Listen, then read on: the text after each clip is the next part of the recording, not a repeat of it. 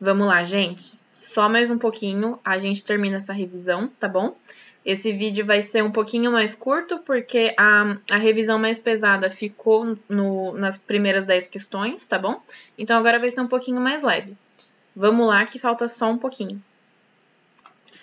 Então, a nossa questão número 11 falava o seguinte: entre as características biológicas citadas a seguir, a única que pode ser encontrada nos vírus é: alternativa A, programa genético específico que permite a reprodução de novos seres do mesmo tipo. Legal, faz sentido. O vírus tem um programa genético específico, ou seja, ele tem um material genético específico e esse material genético permite a reprodução dos vírus. Beleza. Tudo bem que essa reprodução é feita lá dentro das células hospedeiras, das células infectadas, mas a gente entende que isso daqui pode estar certo. Vamos guardar para ver se não tem nenhuma que deixa a gente em dúvida. B. Processo metabólico que requer compostos nitrogenados. Os vírus precisam de compostos nitrogenados, que é o material genético, que são as proteínas. Lembra que a gente falou lá no Reino Monera sobre o ciclo do nitrogênio? Eu disse que os compostos nitrogenados são tanto o DNA e o RNA e as proteínas. Mas por que essa B está errada? Porque os vírus não têm processo metabólico. Os vírus dependem do processo da maquinaria biológica das células para conseguir se reproduzir, para conseguir manter a sua linhagem. Então, B está errada. Vírus não possui processo metabólico. Da mesma forma, a letra C, vírus também não possui maquinaria biológica. Já acabou por aí. Letra D, maquinaria biosintética. Também não. Vírus não consegue produzir proteína. Ele sempre necessita da célula hospedeira para fazer isso. Então, D também está errado. E, vírus tem membrana celular que estabelece um limite e regula as trocas de matéria e energia? Não, vírus não tem membrana plasmática. Quem tem membrana plasmática é célula, e vírus não é célula. Então, realmente, a gente define a A como a nossa resposta. Vírus possui um programa genético, um material genético específico que permite a sua reprodução. Fechou. 11, letra A. Questão 12. A ciência agrupa os seres vivos conforme as características que eles apresentam em comum.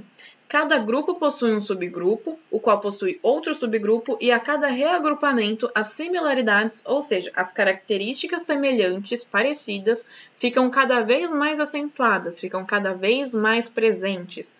A classificação básica dos seres vivos está constituída em ordem decrescente, com as seguintes categorias taxonômicas principais, ou seja, está constituída da ordem mais abrangente para mais específica. Então, vamos lembrar do reficofage. Reino ou divisão? Não. Quando a gente olha para isso daqui, lembram dessa imagem? Filo pode ser chamado de divisão, mas reino é reino, classe é classe, ordem é ordem e só filo pode ter um outro nome, tá bom? Então, reino ou divisão, a gente já ignora. Divisão, reino, não, porque a gente não começa com filo, a gente sempre começa com reino ou domínio, tá bom? Então, a categoria taxonômica mais abrangente ou é domínio ou é reino, não divisão. C, começa com filo de novo, tá errado. D de dado, reino, filo ou divisão, legal. Classe, ordem, família, gênero e espécie. Acho que é essa. E, reino, filo, classe, divisão. Acabou, não é divisão. Divisão é sempre sinônimo de filo. Então é a letra D. Reficofage. Beleza? Então a gente define a D como a nossa resposta. Vamos para 13. A dengue, a AIDS e a gripe causada pelo H1N1 são viroses, ou seja, tudo isso é causado por vírus. São viroses atualmente monitoradas pelos órgãos de saúde pública. Uma semelhança entre esses vírus está no fato de apresentarem RNA como material genético. Até aqui, o exercício, o enunciado está falando para a gente, está afirmando, então a gente nem precisa pensar. Isso daqui é verdade. A dengue, AIDS e gripe são viroses e todos esses vírus possuem RNA como material genético. Beleza. Entretanto, o HIV, que é o vírus causador da AIDS, é considerado um retrovírus, pois... Se eu tivesse em sala de aula, eu estaria fazendo essa piadinha aqui e eu queria ver se alguém não ia rir, porque ela é muito ruim, mas ela é muito boa. Quando a gente pensa em retrovírus, a gente não está falando de um vírus retrô, a gente não está falando de um vírus antigo da discoteca, a gente está falando de alguma coisa que está escrito aqui. Então vamos lá. Utiliza seu RNA diretamente como mensageiro, ribossômico e transportador durante a infecção. A gente ainda não viu nada disso, tá? Vocês vão ver durante o ano, ao decorrer do ano. Então, já que a gente não sabe nem se tá errado, nem se tá certo, vamos segurar, vamos ver se tem alguma outra que chama mais atenção. B. O vírus HIV converte seu RNA em DNA antes da contaminação. Quando a gente lembra do que eu expliquei para vocês sobre AIDS, pode até ser que essa daqui esteja certa. Converte RNA em DNA. Mas será que é antes da contaminação? Então vamos guardar também. C. Contém uma enzima, a transcriptase reversa, para a síntese de DNA a partir do RNA. Essa daqui é sensacional. Essa daqui, vocês não têm mais dúvida nenhuma se está correto ou não. Porque lembra que o retrovírus, ele não é porque ele é um vírus retrô, e sim porque ele tem a enzima reversa, a enzima transcriptase reversa, tá? Por isso que ele é um retrovírus. Então, chegou nessa daqui já matou a questão. É essa daqui, mas vamos continuar vendo. O HIV modifica o genoma humano. Ok, tudo bem. Vírus contamina a célula e altera o DNA. Só que ele converte DNA em RNA. Aqui tá errado. Ele sempre converte RNA em DNA. Não depende dos processos celulares de transcrição do RNA e tradução de proteínas. Vocês também vão ver isso daqui mais pra frente. Então, esse exercício ele era um pouquinho mais avançado do que vocês estão vendo aqui no cursinho, mas o que eu queria que vocês focassem, que vocês soubessem responder esse exercício é realmente a letra C. Vocês têm que lembrar que um retrovírus, que o vírus do HIV possui uma enzima chamada de transcriptase reversa. E essa enzima vai ser ativada, vai fazer o seu papel quando entrar na célula e transformar o RNA em DNA, tá bom? Essa célula, quando a gente está falando de HIV, essa célula geralmente é um linfócito CD4. O que isso significa? Que o HIV vai fazer com que o nosso sistema imune seja debilitado, fique deficiente, porque ele vai infectar linfócitos e esses linfócitos, quando reproduzirem os novos vírus, vão morrer, porque eles vão explodir e liberar os vírus. Lembra? Por isso, nosso sistema imune fica mais baixo. Dá uma olhada no material de apoio se vocês não lembram disso, tá bom? Então, fechamos que a 13 é a letra C.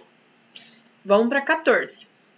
Com base nos conhecimentos sobre vírus, considere as afirmativas a seguir. Então, a gente vai ter que dar uma analisada para ver se ela está certa ou se está errada. E tem um. A reprodução de um adenovírus ocorre quando a sua membrana se funde com a membrana da célula hospedeira e o capsídeo viral penetra no citoplasma. O RNA produz, sob a ação da transcriptase reversa, uma molécula de DNA que penetra no núcleo da célula, integra-se a um cromossomo e recombina-se no DNA da célula hospedeira. O processo que está falando aqui está certíssimo, mas a gente acabou de ver que não é um adenovírus que faz isso, e sim um retrovírus. Por isso, a gente já sabe que essa daqui está errada. Item 2. Durante o ciclo lisogênico de um bacteriófago, a bactéria infectada tem suas funções normais interrompidas e o DNA viral, ao mesmo tempo que inicia sua replicação, comanda as funções da célula. O ciclo lisogênico, vamos lembrar, a gente viu no vídeo passado, é aquele que a bactéria continua a vida normalmente. Ela vai estar infectada, ela vai estar replicando, ela vai estar clonando o material genético do vírus, mas ela continua a vida normal. Então, a gente sabe que esse processo aqui que o item 2 está falando não é do ciclo lisogênico, mas sim do ciclo lítico. Por isso, está errado. Os vírus são constituídos de ácido nucleico envolto por uma cápsula de proteína denominada capsídeo. Até aqui está tudo certo. E estão divididos em 3 grupos.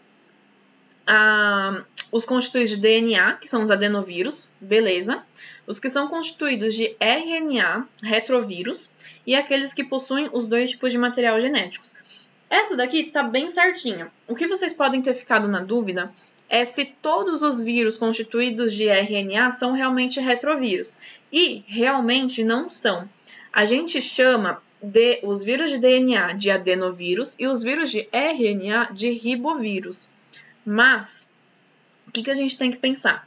Ribovírus é a categoria mais ampla, certo? Então, os ribovírus abrangem os retrovírus, por exemplo, o HIV.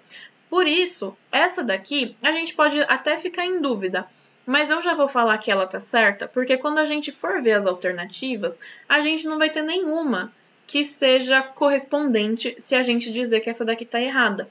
Então, às vezes, o exercício pode deixar vocês em dúvida, mas mantenham a calma e vamos continuar analisando ele, vamos ver as alternativas depois e a gente vai pensando, tá bom? Então, foi isso que eu fiz.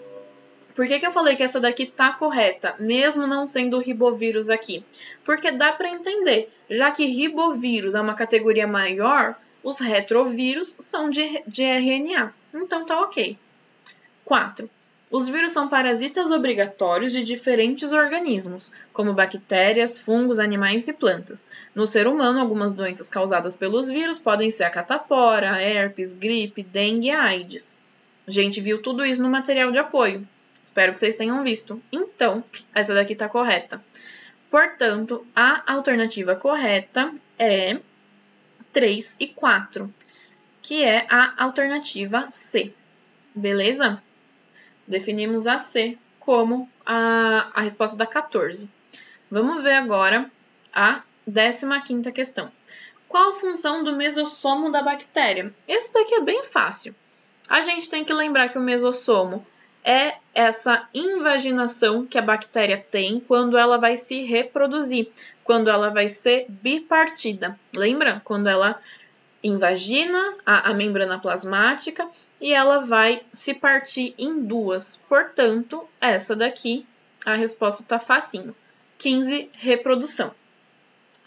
16. Essa daqui eu espero que vocês não tenham ficado com medo de responder, porque tem gráfico, porque tem uns nomes difíceis, que tem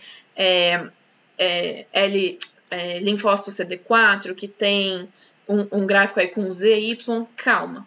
A gente consegue analisar isso daqui de uma forma bem simples, só lembrando do processo mesmo do HIV e da AIDS, que eu expliquei bastante para vocês.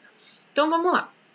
O HIV, vírus causador da AIDS, ataca principalmente um tipo de célula que é denominado linfócito CD4. Tudo isso a gente já sabia, tá ótimo. No gráfico, o que Z indica? Vamos prestar atenção no seguinte. Z é essa daqui, é essa linha aqui. Essa linha, vamos seguir ela. Essa linha começou no gráfico lá embaixo. Ou seja, quando esse gráfico começou a ser montado, Z não existia. Depois de um tempo, Z aumentou. O que significa isso? Se a gente está falando de HIV, tá? Se a gente está falando de HIV num corpo humano, por exemplo, que tem o linfócito CD4, óbvio que uma pessoa saudável não possui o vírus. Então, neste momento, a gente está considerando uma pessoa saudável, tá? E que não possui o vírus. Então, Z foi aumentando conforme o tempo, porque essa pessoa foi infectada pelo HIV, o vírus começou a se reproduzir no sistema imunológico dela. Olha os meus cachorros. Peraí. Pronto, eles pararam de latir. Então, Z, ele não existia, certo? Aí, a pessoa foi infectada, os vírus começaram a se reproduzir dentro do sistema imunológico dessa pessoa e, claro, que de 0 passou a ter muito vírus dentro da pessoa. Então, é bem simples. A gente consegue ver esse crescimento e pensar que aqui é o vírus HIV. Se não for tão simples para vocês, me avisem, tá bom? Aí a gente vai conversando. Então, no gráfico, Z indica a quantidade de vírus, legal, e Y a quantidade de alguma coisa. Numa pessoa saudável, o que existia bastante nela e que com o aumento do vírus isso foi diminuindo? As células que o vírus infecta. Então, é o linfócito CD4. Se vocês não conseguirem pensar nisso, o que vocês podem ver é sempre a legenda do gráfico. Isso ajuda muito. Então, aqui a gente já tem que esses números de 0 a 1000 é o número de linfócitos CD4 no sangue. Então, se eu tinha quase 800, 900, 850 linfócitos e eles foram diminuindo, isso quer dizer que Y corresponde ao linfócito CD4, beleza? Então, o Z indica HIV e Y CD4 no sangue de um portador que não recebeu tratamento ao longo da infecção. Os tratamentos da AIDS, que ainda não possuem cura, incluem drogas, que, entre outras ações, interrompem a síntese de ácidos nucleicos, interrompem a síntese de material genético. No caso do HIV, portanto, em última instância, será interrompida a síntese de algum material genético que é produzido a partir do material genético do vírus. Então, o que esse vírus tem? A gente sabe que o HIV é um retrovírus. Então, a gente sabe que aqui é RNA. E se ele é um retrovírus, ele possui a enzima transcriptase reversa, que vai transformar o RNA em DNA. Então, a resposta é HIV, linfócito CD4, DNA e RNA. Resposta correta é a letra B, certo? É bem simples quando a gente vai analisando o gráfico com calma, tá bom? 17. Os nomes científicos dos seres vivos são escritos com base em um conjunto de regras proposto por Linneu. A respeito dessas regras, marque a alternativa incorreta. Todos os nomes científicos devem ser escritos em latim. Sensacional, tá correto. B. Quando se referir a subespécies, a nomenclatura será trinomial. Vamos guardar isso porque eu nunca falei disso para vocês. C. O nome científico é composto por dois nomes, gênero e espécie, epíteto específico. Corretíssimo. D de dado. O nome científico nunca deve ser destacado no texto. Esse daqui eu já falei para vocês. A gente sempre tem que destacar um nome científico no texto, ou itálico ou sublinhado. Então aqui a gente já sabe que a D está incorreta, por isso é a resposta da nossa questão. E. O nome do autor pode ser colocado após o nome da espécie. Beleza. Vamos só dar uma olhada nessas coisas que eu não falei para vocês. Letra B e E. O nome do autor pode ser colocado logo após o nome da espécie. Quando algum pesquisador, descobre ou nomeia uma espécie, o que ele faz? Ele coloca o sobrenome e a data, o ano de quando ele achou essa espécie, de quando ele descobriu essa espécie, logo ao lado dela. Então, vamos pensar, por exemplo, no nome científico da abelha, que é a Apis mellifera. Apis é o gênero, mellifera é a espécie, e quem descobriu foi Linneu em 1758. Então, esse daqui está correto, tá bom?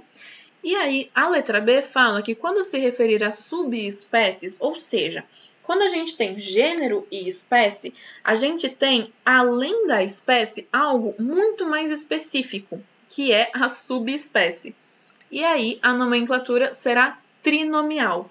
Sim, a maior parte das nomenclaturas são binomiais, mas existem aquelas que a gente vai especificando até chegar na subespécie. E aí, a gente está falando realmente de uma nomenclatura trinomial, que tem 3 nomes. Apis mellifera adansoni, tá bom? Fechou, então, essa daqui, 17, letra D de dado. 18. Essa daqui também vocês podiam assustar um pouquinho, porque aqui a gente tem algumas fórmulas químicas, mas a gente consegue manter a calma e entender o que esse exercício está pedindo. Então, de acordo com suas características nutricionais, 3 tipos de bactérias são descritas. Bactéria 1. Sintetiza substâncias orgânicas que servem de alimento. Então, ela sintetiza o próprio alimento. Para tanto, utiliza oxidações inorgânicas como fonte de energia, conforme a equação. Aqui, O exercício está falando que de uma matéria inorgânica, tem um nome aqui, ó, de uma matéria inorgânica, ela faz a própria energia, ou ela sintetiza o próprio alimento, ela produz o próprio alimento. Então, de algo inorgânico, ela faz alguma coisa orgânica. O que é isso? Quimiossíntese, tá bom? Que a gente já tinha visto. Então, a quimiossíntese é esse processo de pegar algo inorgânico e transformar em algo orgânico. Bactéria 2 produz enxofre como um subproduto da reação. E aqui a gente olha para a equação e vê que existe luz. Se existe luz, a gente já mata na hora. É fotossíntese, tá? É síntese a partir da foto, a partir da luz. Então, se tem luz, é fotossíntese. Aqui a gente já matou. Bactéria 3. Converte álcool etílico em ácido acético, conforme a equação. Essa daqui é um pouquinho mais difícil. A gente tem que saber que a fermentação, e isso foi falado lá no Reino Monera, quando a gente estava vendo as bactérias, que a fermentação acontece quando as bactérias estão em alguma situação que o meio ambiente não está muito propício. Ou existem realmente as bactérias que fazem fermentação. E é exatamente isso que elas fazem. Elas produzem algum tipo de ácido. Então, aqui a gente também mata que é fermentação, tá bom? Se vocês não souberem, se vocês não sabiam disso que eu estava falando, vamos olhar para as alternativas. 1 é autotrófica, quimiosintetizante, e 2 e 3 são heterotróficas fermentadoras. Não, a chave desse exercício é olhar que existe luz. Se existe luz, a gente está falando de fotossíntese. Se a gente está falando de fotossíntese, a gente está falando de organismos autotróficos. Então, heterotrófico fermentador já não é essa 2. B. 1, 2 e 3 são autotróficas. A 1 é, a 2 é. Agora, a 3, nem aqui no enunciado da equação fala que ela está produzindo algum tipo de alimento ou algum tipo de energia. Então, a gente já pode descartar essa também, porque a 3 não me parece, em hipótese alguma, ser autotrófica. Vamos para C. 1 e 3 são autotróficas quimiosintetizante e 2 é fotossintetizante. Essa daqui podia deixar vocês em dúvida, mas é aquilo que eu falei. A 3 não me fala se está produzindo alimento, se está produzindo energia, não tem informação nenhuma, então vamos passando. D de dado. 1 e 2 são autotróficas fotossintetizantes. Não, a gente já pode parar de ler aqui, porque aqui não tem luz nenhuma, tá bom? Então sobra E. 1 é autotrófica quimiosintetizante, tudo bem. Se a gente não souber, a gente continua lendo. 2 é autotrófica fotossintetizante. Eu tenho luz, então é uma autotrófica que faz fotossíntese. Legal? E 3 é uma heterotrófica fermentadora. Aqui é realmente uma equação, uma equação heterotrófica, porque não está produzindo energia, não está produzindo luz, não está produzindo alimento. Então, a gente define que é a 18E, tá bom? 19, tá acabando. A bactéria que apresentar na estrutura de sua parede celular uma camada extramembranosa que se cora de rosa com a coloração de Gram e que apresentam maior resistência a antibióticos, além de ser potencialmente mais tóxicas, é classificada como... Aqui eu já coloquei para vocês a resposta, mas vamos entender um pouquinho. A gente está falando de bactérias que se coram. E aí, com a cor, dependendo da cor, se ela é rosa, se ela é mais roxa, a gente consegue definir se ela é uma gram positiva ou uma gram negativa, porque o gram é a coloração, tá bom? Então, uma gram positiva é aquela que tem uma camada muito espessa de peptídeos glicanos, lembra? Essa camada muito espessa vai fazer com que o corante fique grudado nessa camada. Porque por mais que a gente lave essa bactéria depois que a gente cora, como a camada é muito alta, ela vai ficar com resquícios da cor. E o corante que a gente usa para colorir essas bactérias é um corante violeta. Então, a gram positiva, ela vai ser sempre roxa, sempre violeta. porque ela tem uma camada muito espessa de peptídeo glicano, que se cora muito fácil. A gram-negativa, ela possui uma camada muito fina de peptídeo glicano. Então, quando a gente cora e depois lava essa bactéria, ela vai perdendo a cor. E aí, quando a gente cora com um corante rosa, ela fica rosa, certo? Então, gram-negativa é rosa. Aqui a gente já podia matar esse exercício porque o enunciado está falando que a cor é rosa. Então, a gente já sabe que é uma gram-negativa. 19, alternativa B. Uma coisa que é muito importante vocês saberem e que o enunciado fala é que essa bactéria gram-negativa apresenta maior resistência a antibiótico. Elas são mais tóxicas. Por quê? Porque elas possuem uma camada protetora além da camada de peptídeo glicano. Então, essa bactéria possui membrana plasmática, peptídeo glicano fina e uma outra camada de proteção. Por isso, ela é tão resistente a antibióticos e ela é tão tóxica desse jeito, tá bom? Por fim, um entomólogo estudando a fauna de insetos da Mata Atlântica encontrou uma espécie cujos caracteres não se encaixavam naqueles do gênero da família. Isso leva o cientista a criar o quê? Vamos lembrar do Reficofage mais uma vez. Já coloquei aqui, errei aqui, viu? Mas já coloquei aqui que a resposta é gênero. Mas vamos lá. A gente tem reino, filo, classe, ordem, família, gênero e espécie. Vamos entender uma coisa.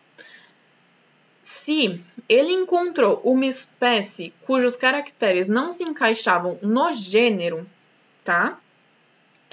O que ele vai fazer? Criar uma nova família com um novo gênero. Ele vai criar somente uma nova espécie. Ele vai criar um novo gênero com uma nova espécie, uma subespécie ou uma nova ordem. A resposta correta aqui é a criação de um gênero com uma nova espécie. Por quê? Ele encontrou uma espécie e esses caracteres não se encaixavam nos gêneros da família. Se ele encontrou uma espécie, aí ele viu todas as espécies que existem naquele gênero e mesmo assim não conseguiu encaixar essa espécie em nenhum lugar, isso significa que é o gênero que não está correto ou é um gênero que ainda não existe. Por isso ele tem que fazer um gênero para colocar essa nova espécie. Então, automaticamente, ele cria, além do gênero, uma espécie, tá bom?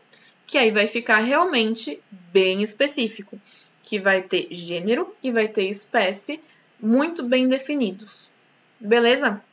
Galerinha, aqui tá o gabarito, então. Deem uma olhada, pausa o vídeo, vejam se acertou. E qualquer dúvida, eu tô aqui. Venham falar comigo. E eu vou falar isso todo final de vídeo. Venham falar comigo, tá bom? Tô aqui, gente. Qualquer coisa, é só mandar mensagem. Beijo e boa noite.